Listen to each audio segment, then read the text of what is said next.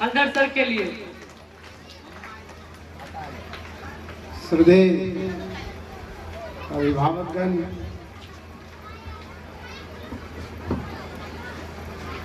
हमारे मित्र सतीश भाई जी, director sir व्यास जी और तपस्वी शिक्षा निकेतन के तमाम शिक्षकगण, आज मुझे बड़ी खुशी हो रही है। खुशी इस बात से है, आज से 5-7 साल पहले हम लोग तपस्वी शिक्षा निकेतन की नींव डाले थे। समंजय जी का आग्रह पर इन्होंने कहा कि इसका नाम क्या रखा जाए, तो बड़ी सोच समझ के मैंने कहा कि इस विद्यालय का नाम तपस्वी शिक्षा निकेतन रखिए। और आज यह तपस्वी शिक्षा निकेतन उत्तरोत्तर विकास की ओर अग्रसर है। खास करके हम इस बात के लिए तमाम अभिभावकगण को कोटि कोटि नमन करता हूँ, धन्यवाद देता हूँ। बच्चों का कार्यक्रम है, मैं ज्यादा समय नहीं लूंगा। 2-4 बातें बच्चों के लिए। पहली बात है, बच्चों ध्यान से सुनना, तुम्हारे लिए। बच्चों का 3 ही काम है, खाना है, खेलना है और मन से पढ़ना है। चौथी बातें अगर मन में आए तो बेटे उस बात को निकाल दो। बस 3 बात, खाना है, खेलना है और खूब मन से पढ़ना है। और इसी कड़ी में मैं अपनी माताएं जो आई हैं अभिभावक के रूप में, बेटे आपका संतान है, संतान, इसलिए आप बेटा बेटी में फर्क नहीं कीजिएगा। मैं अपना अनुभव बताता हूँ। मैं अपनी बड़ी बेटी को MA करवाया, M.Ed करवाया, आज +2 की शिक्षिका बन गई है। इस बार BPSC में हुई, क्वालिफाई की है, +2 की शिक्षिका है। मैं कभी अंतर नहीं समझा और मैं अपनी पत्नी को भी कहता हूँ कि बेटा बेटी, पोता पोती में अंतर नहीं समझना। बेटा को 2 पीस मीट और बेटी को सिर्फ रस से काम नहीं चलेगा। बेटी को भी ज्यादा मानिए। आजकल लड़का कहता है कि बेटी की लंबाई कितनी होनी चाहिए, तो कम से कम 5 फीट 3 इंच। जब तक आप बेटी को नहीं खाना खिलाइएगा, संतुलित आहार, संतुलित भोजन नहीं दीजिएगा, तो बड़ी कठिनाई होगी शादी विवाह करने में। एक से एक कंडीशन लड़का वाला रखता है। इसलिए प्रयास रखिए कि जितनी निगाह अपने बेटे पर, उतनी ही निगाह अपनी बेटी पर। बेटा बेटी में कोई अंतर नहीं समझिएगा। खैर, तो बच्चों, प्यारे बच्चों, 3 ही काम है बेटा। मैं फिर दोहराता हूँ, खाना है, खेलना है, पढ़ना है। चौथी बातें दिमाग में नहीं लानी है। सबसे पहले ब्रह्म वेला में उठो। ब्रह्म वेला कहते हैं 4 बजे सुबह के समय को ब्रह्म वेला कहते हैं। उस समय उठ के आदि रचेता परम पिता परमेश्वर से प्रार्थना करो कि आज दिन भर में मुझसे कोई बुरा काम नहीं करवाइएगा। उनसे यही आशीर्वाद मांगो। कि 24 घंटे में मुझसे कोई बुरा काम नहीं हो पाए, अच्छा काम तुम्हारे हाथों से हो। इसके बाद अपने माता पिता, घर में दादा दादी हो तो उसका चरण स्पर्श करो, उनसे आशीर्वाद लो। अगर उनका आशीर्वाद हृदय से मिल गया तो तुम बहुत बड़ा आदमी बन जाओगे। माता पिता, दादा दादी का आशीर्वाद फलित होता है। फिर जब तुम आओ स्कूल विद्यालय तो गुरु का आदर करो। हम लोग पढ़ते हैं ना प्रार्थना में, गुरुर ब्रह्मा गुरुर विष्णु गुरुर देवो महेश्वरः। माता पिता पहला गुरु और दूसरा गुरु है तुम्हारे शिक्षक। उनका आदर नहीं करोगे तो जो कुछ तुमको पढ़ाएंगे वो समझ में नहीं आएगी। जब उनके प्रति श्रद्धा होगी, आदर का भाव होगा, तो निश्चित रूप से तुम्हारा दिमाग कंसंट्रेट रहेगा, उनकी बातों को ध्यान से सुनेगा। ध्यान से सुनोगे तो बड़ा आदमी बन जाओगे। इसलिए गुरु का आशीर्वाद मस्त है।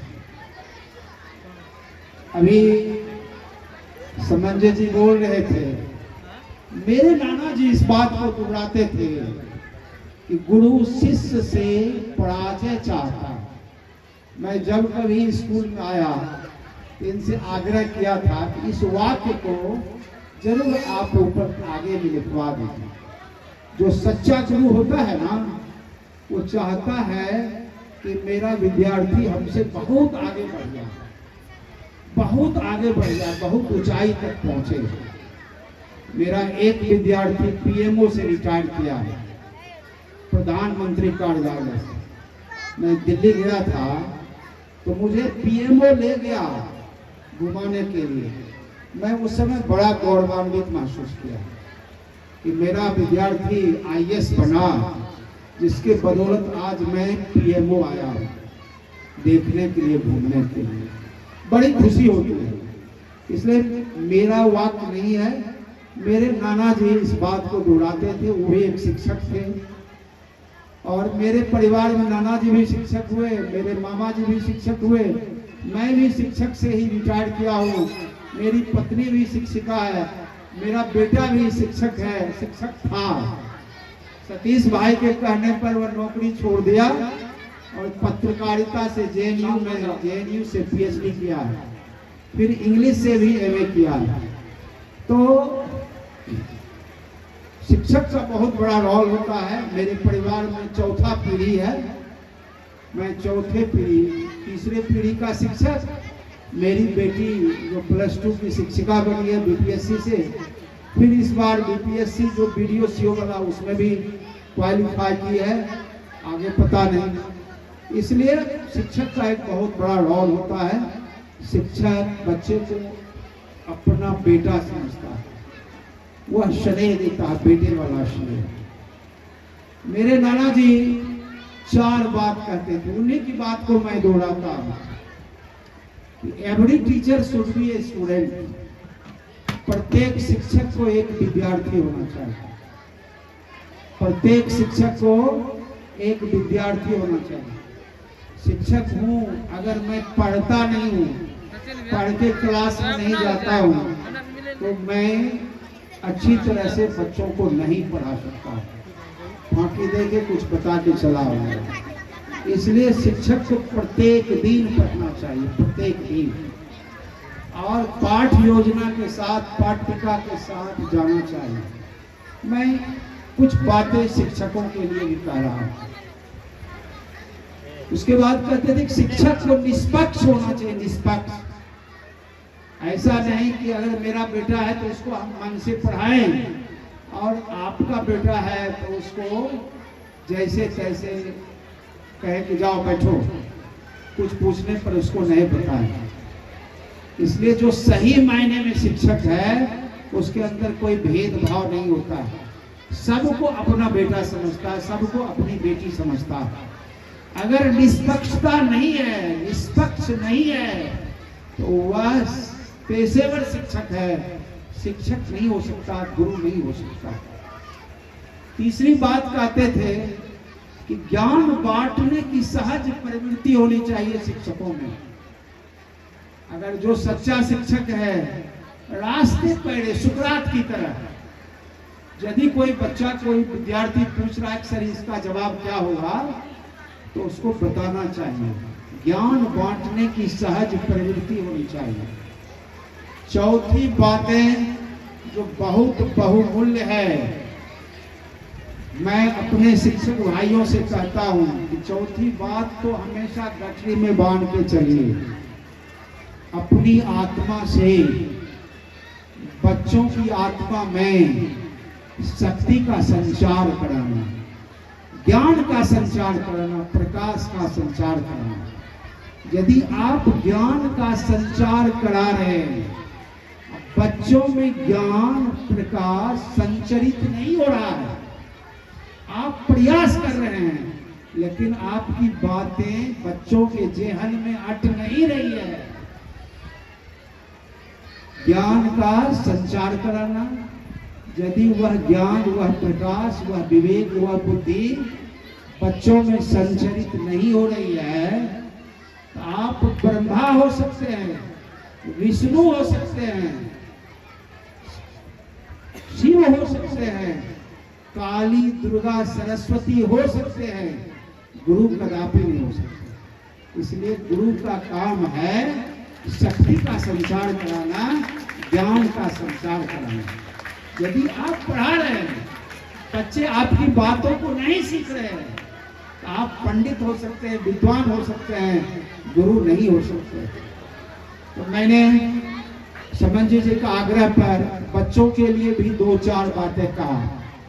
एक बात और ध्यान से सुनना बेटा, समय को नष्ट नहीं करना। बच्चों के लिए समय बड़ा बहुमूल्य है। समय को अगर बर्बाद करोगे तो वह फिर लौट के नहीं आएगा। समय, मेरे नाना जी कहते थे कि समय जो है काला नाग के समान है।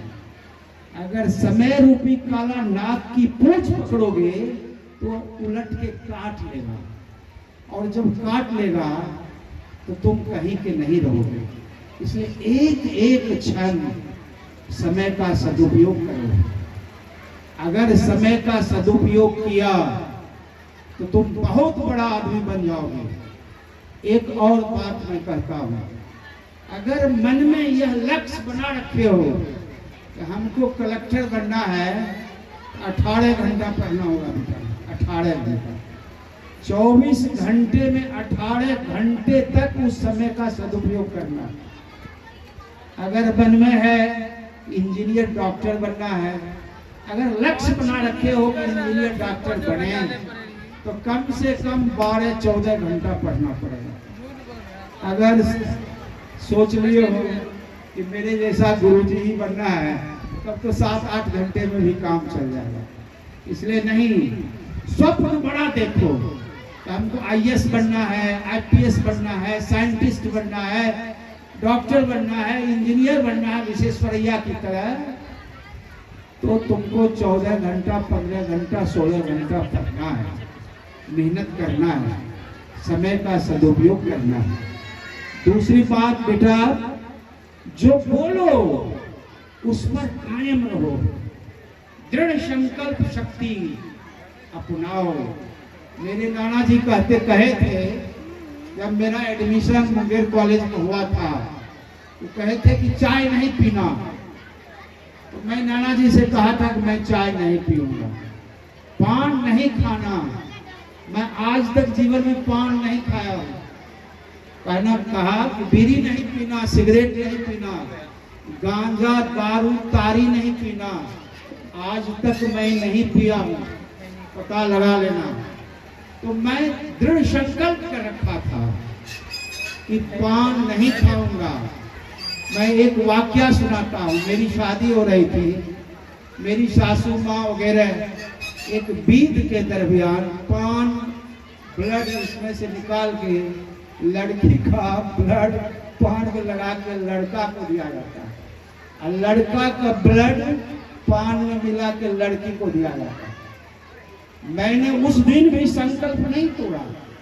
मैंने अपनी सासू माँ या साली वगैरह थी, कहा कि मैंने संकल्प ले रखा है कि जीवन में कभी पान नहीं खाऊंगा, और यह बीत भले इसको आप जैसे भी समझिए, लेकिन मैं पान नहीं खाऊंगा, मैं पान नहीं खाऊंगा। तो ये होता है संकल्प। तुम संकल्प कर लो कि मुझे कलेक्टर बनना है, तो बेटा कोई रोकेगा नहीं, बशर्ते उसके लिए 18 घंटा पढ़ना है। तुम संकल्प कर लो कि मुझे डॉक्टर बनना है अलेक्जेंडर फ्लेमिंग की तरह, तो 40 वर्ष की उम्र में अलेक्जेंडर फ्लेमिंग डॉक्टर बने थे। पेनिसिलिन नामक दवा की खोज की, और उस दिन से टीबी गया इस दुनिया से।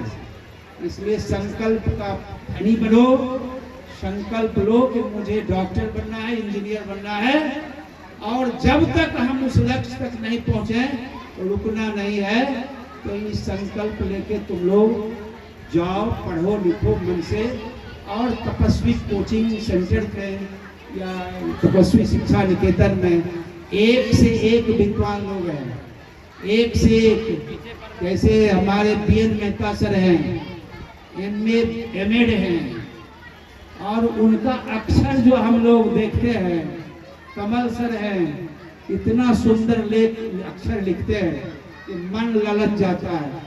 कभी कभी लगता है कि अगर मुझे भी बचपन में ऐसे गुरु से दर्शन होता तो मैं भी अच्छा लिखता। और मैं जब 8 साल तक उनके साथ रहा तो कर्सिव सीखा उनसे।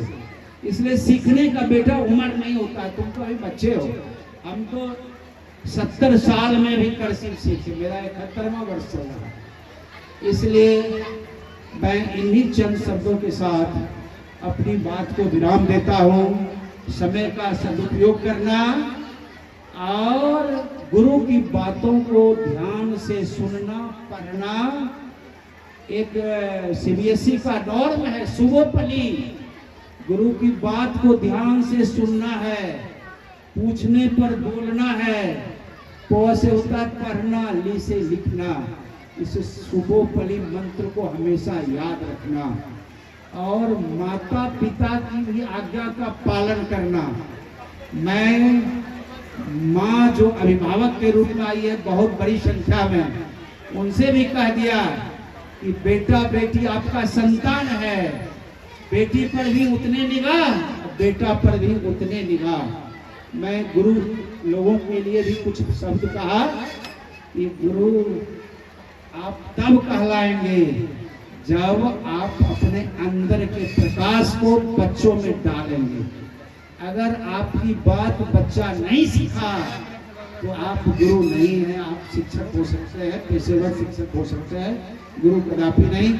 इसलिए इन्हीं चंद शब्दों के साथ मैं अपनी वाणी को विराम देता हूँ। जय तपस्वी कोचिंग सेंटर।